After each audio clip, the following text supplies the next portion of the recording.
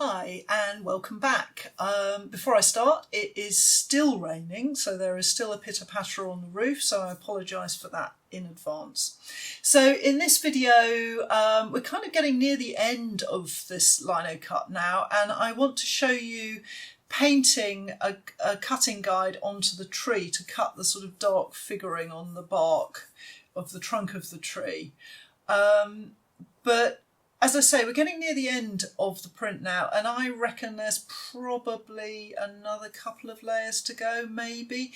I never really know. It's an interesting thing with the lino cuts I do. Sometimes they go on for longer than I think, but quite often they end sooner than I think. And I just reach a point where I think, right, that's enough, I'll stop. So we'll see how we go. But I definitely need some dark colour down the trunk of my tree.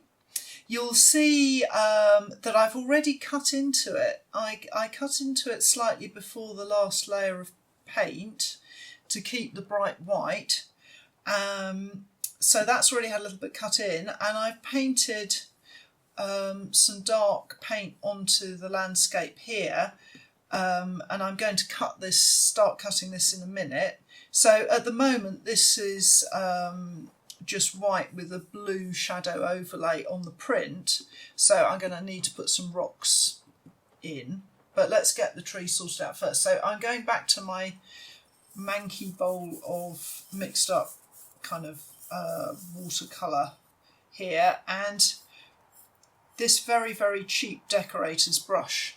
This is not the time for having a beautiful, good quality brush. This is the time when you want a nasty, manky one that's all split and not holding a good shape, because I want that kind of texture on my tree bark. So bearing in mind that the light is coming this way on, I want more dark on the one side, but it is the figuring of the bark, so the bark is naturally darker. So what I'm going to do is just start flicking, and you see I'm just using the tips of the brush to just kind of put a little figuring on, and I'm trying to go around the bark. Okay, and I want a bit more going on here, just up the tree, and then I've got to think of these branches as well, where they leave the trunk, so a little bit of a mark on those would be good. Right, now I have had a little look at what I've done. I don't like it, so I'm going to take it off again with a damp cloth. So when I did the cloud in the sky and I painted it on and it all worked beautifully first time, that was great, but it doesn't always happen like that. And I think the problem here was that my paintbrush was a bit wet and it was just not making a texture that I liked. So I'm going to go again with a drier brush. So let's go back to my brush, and that's a bit better. So now the brush is a bit drier, I can really pull it and use the edge of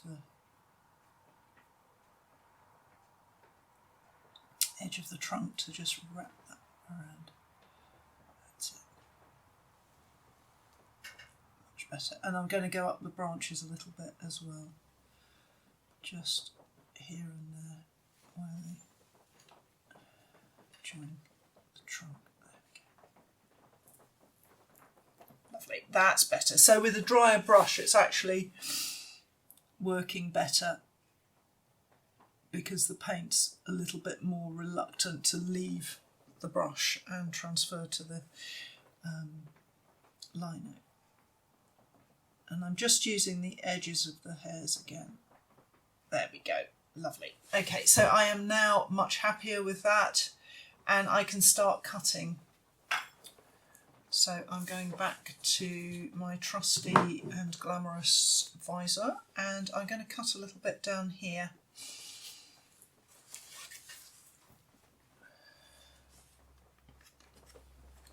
We just find the right tool. So I'm back to This little V-tool, which for this particular print has been so useful.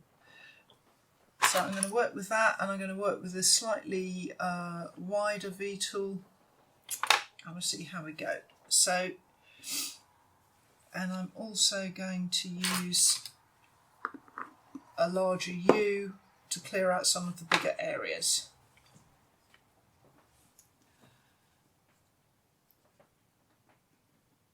So now we're at the end of this project, or getting near the end of this project. I've been thinking of other projects because I don't think we're going to get out of lockdown anytime soon. So one of the things that I'm thinking about doing is planning and making a multi-block lino, but using my desktop registration device, because I thought it would be quite interesting for people to see how to plan a multiple block lino. I don't usually work like that, so it'll be a good exercise for me. So I might do that as my next series of little films. It really depends on the patience of Ben, who is doing all of the filming and the editing and various other bits and bobs, making these films possible every day. So, you know, if he's up for it, then maybe we'll do that.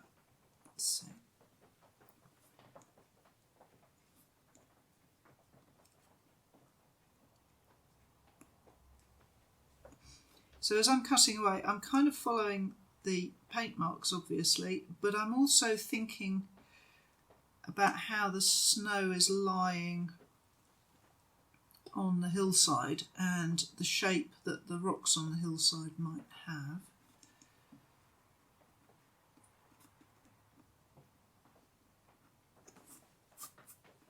So I'm being careful about edges and things, that's because they have to look believable.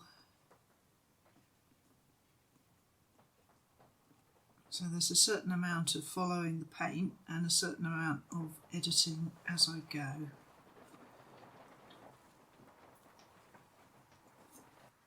So here I'm just looking at a bit of the landscape where the paint is coming down onto the lino in sort of patches here, but I want a sweep of smooth snow there where it's actually sort of wrapping around the landscape. There's a deeper bit of snow there, so I'm actually going to ignore the paint and just have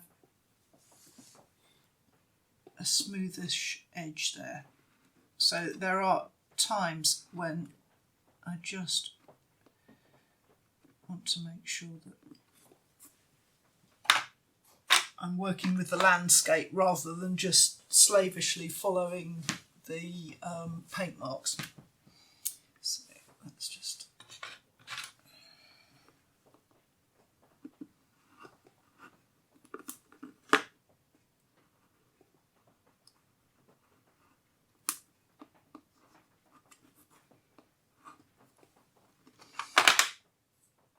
Because you need a balance. You don't want everything to be picky, and you don't want everything to be completely smooth either. So I'm trying to balance kind of angular, picky little cuts against sweeps of smooth cutting.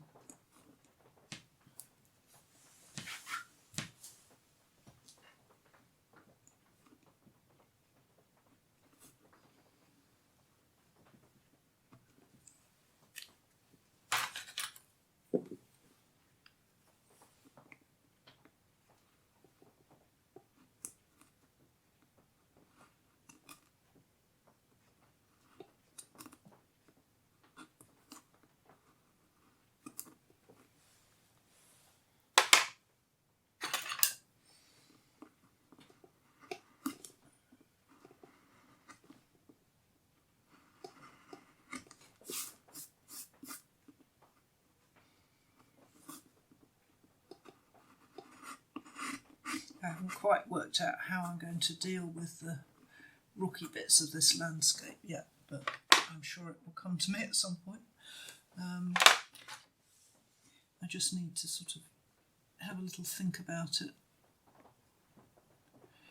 And actually that's a good thing. What I often say to students when they're learning about cutting, I always say, if you start cutting with what you know needs cutting and work your way towards what you're not sure about, somehow by the time you get beyond what you knew you wanted to cut, your mind has come around to thinking and deciding about the bit you were maybe ambivalent about. So when I cut something, I always start with what I know needs to come out and kind of ooch up towards making decisions about parts of the cutting that I'm ambivalent about. And that seems to work for me.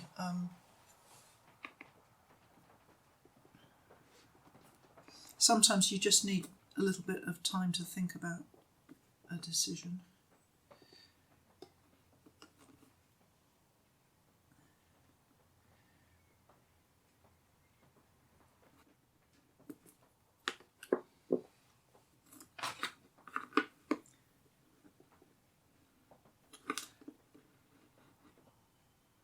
What I'll do when I finish cutting out the bits that I want around the hillside is I will probably go back in and I will finesse it, so any little lumps and bumps that need clearing away, I'll go back and get rid of those.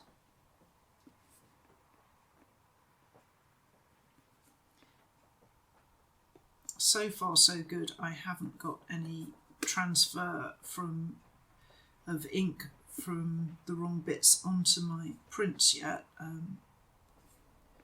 Hopefully I won't jinx them by saying that, but you have probably noticed how careful I am to wipe everything down each time, and getting into a kind of rhythm where you are careful whenever you print to have a rhythm where you wipe down and you check before you take the print.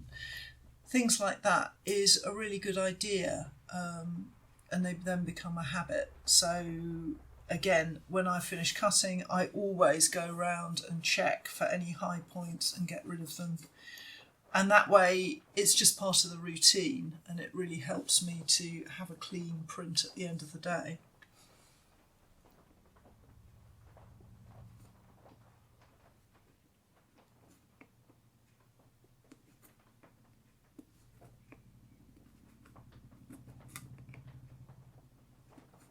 Now I should emphasise, this series of films is very much how I work, which is by no means the only way of working. It's just a way of working. So I'm kind of offering you advice that I find works for me, but everybody's got their own way of doing things, and I'm not saying that, different ways are right or wrong. It's just different. I've got a change of direction going across here, so I just need to work out how I deal with that direction coming into this direction.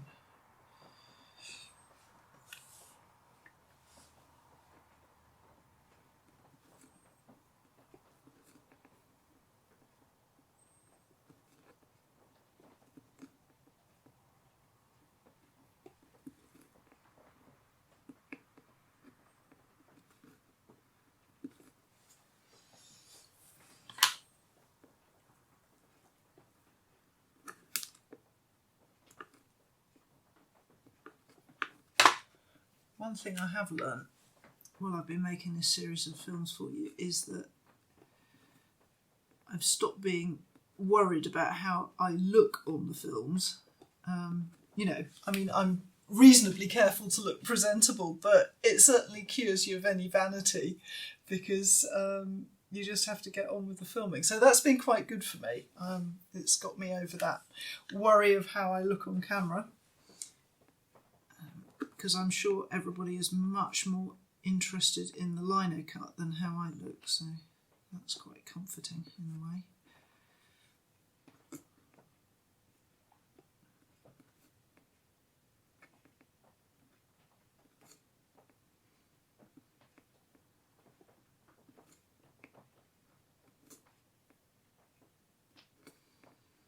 So I'm going to stop this now